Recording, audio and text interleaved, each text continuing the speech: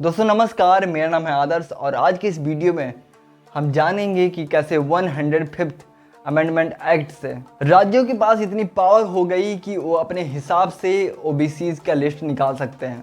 इसके साथ हम एक ऐसे बिल के बारे में भी जानेंगे जिसको लोकसभा, राज्यसभा और साथ ही साथ प्रेसिडेंट के मंजूरी के बाद आज धरती पर उतार दिया गया और यह धरती है भारत में रह रहे 28 राज्यों की। दोस्तों इस वीडियो में हम जानेंगे कि आखिरकार इस एक्ट के द्वारा किस तरीके से स्पेशल पावर दे दिया गया है स्टेट्स को, जिससे अब वो आइडेंटिफाई और साथ ही साथ स्पेसिफाई भी कर सकते हैं कि कौन उनके राज्य में सोशली और साथ ही साथ एजुकेशनली वीकर क्लासेस हैं, जिसको आसान भाषा में SECB कहा जाता है। दोस्तों हमारे पार्लियामेंट की एक खासियत है, अगर कोई भी बिल ज़बरदस्ती पास करवाने की कोशिश की जाती है मेजॉरिटी या फिर रूलिंग पार्टी द्वारा, तो वहीं अपोजिशन पार्टी हमेशा इसका विरोध करती है किसी भी हाल में। लेकिन शायद पहली बार हमको देखने को मिला कि कोई अमेंडमेंट या फिर कोई बिल पास किया गया और उसमें अपोजिशन पार्टी ने भी भरपूर सपोर्ट किया। कई सारे मेंबर्स यानी कि 385 मेंबर्स ने सपोर्ट किया 127th कॉन्स्टिट्यूशनल अमेंडमेंट बिल को। और फिर दोस्तों 11 अगस्त 2021 को 187 मेंबर्स ने सपोर्ट किया राज्यसभा में। अब दोस्तों इस एक्ट को समझने से पहले इसका बैकग्राउंड समझना और ज़्यादा इम्पोर्टेंट हो जाता है। ये बात है 2018 की, जब महाराष्ट्र के लेजिस्लेटिव असेंबली में एक बिल पास किया जाता है जिसका नाम था मराठा रिजर्वेशन बिल।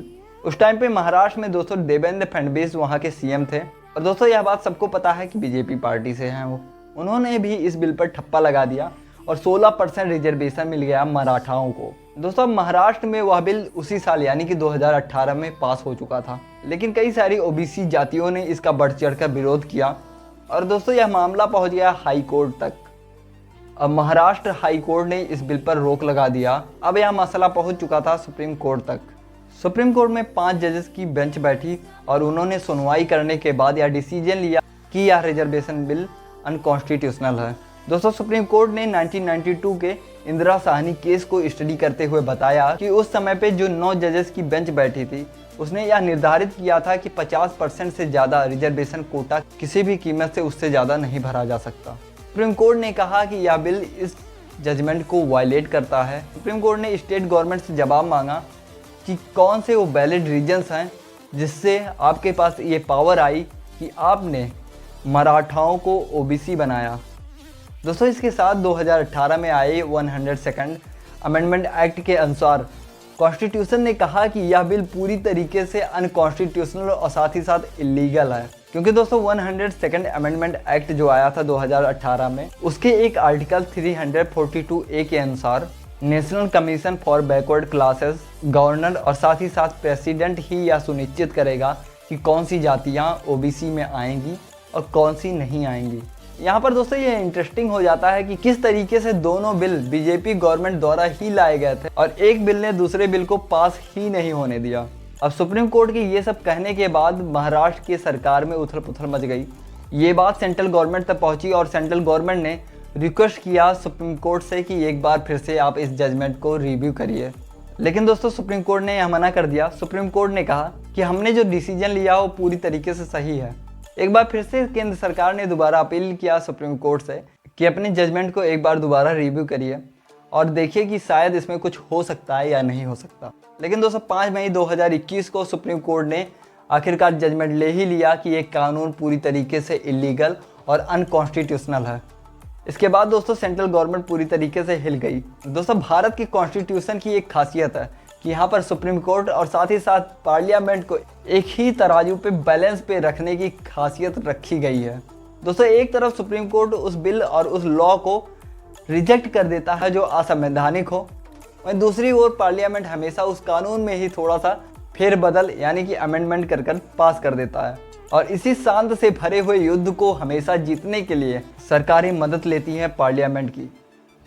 और एक बार फिर से सरकार को जीतना था सुप्रीम कोर्ट से, इसलिए उसके पास एक ही ऑप्शन रह गया था कि इस बिल को ही अमेंड कर दिया जाए। अब पार्लियामेंट ने भी 102nd अमेंडमेंट एक्ट को और साथ ही साथ इसके कुछ आर्टिकल्स को अमेंड कर दिया। दोस्तों वही हुआ जो हर बार होता था, सरकार ने फिर से जीतने के लिए अमेंडमेंट किया और इस बार किसी बिल का नहीं अमेंडमेंट हुआ बल्कि एक अमेंडमेंट का ही अमेंडमेंट हुआ, यानी कि संशोधन का संशोधन। आखिरकार 105th अमेंडमेंट एक्ट 2021 में है क्या, चलिए देखते हैं जल्दी से। आर्टिकल 338 बी, जिसमें पहले NCBC यानी कि national council for backward classes notify करता था सरकारों को कि कौन से लोग या फिर कौन सी जातियां आती हैं OBC के अंडर में, अब वो सिर्फ केंद्र सरकार को ही नोटिफाई करेगा।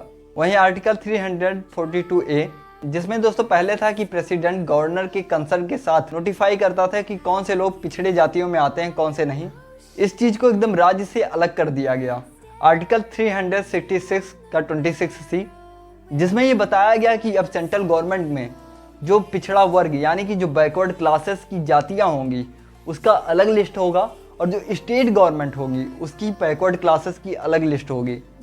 दोस्तों इसी के साथ हमारा 105th अमेंडमेंट एक्ट कंप्लीट हुआ। बाद में महामहिम रामनाथ कोविंद जी ने इस पर हस्ताक्षर किया, और इस एक्ट के पास होते ही अब स्टेट्स को इतना पावर मिल गया कि अपने हिसाब से किसी भी जाति को OBC लिस्ट में डाल सकती है। केंद्र भी इन झंझटों से थोड़ा अलग ही हो गया।